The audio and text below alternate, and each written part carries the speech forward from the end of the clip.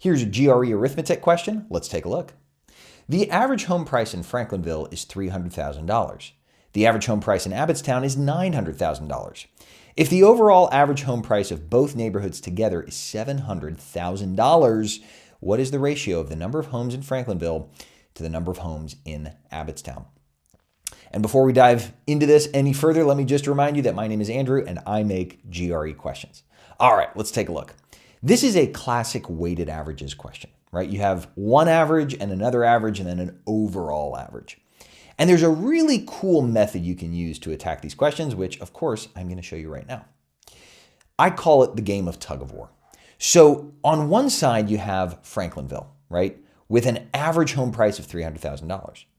Up here, you have Abbottstown with an average home price of $900,000. And we know that the average of both of these together ends up right here, $700,000. So I start with this.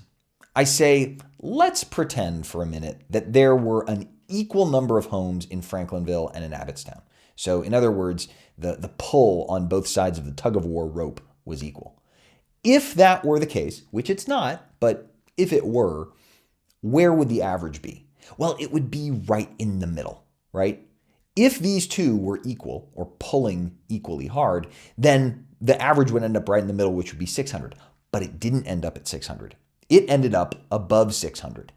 And right there, that tells me there are more homes in Abbottstown. Watch that back if you need to, but the idea is because the average is above the halfway point, the right side is pulling harder. Okay, well, that actually allows us to get rid of a few answer options right here. Because remember, we're looking for the ratio of the number of homes in Franklinville to Abbottstown. So we'll say F to A. Right?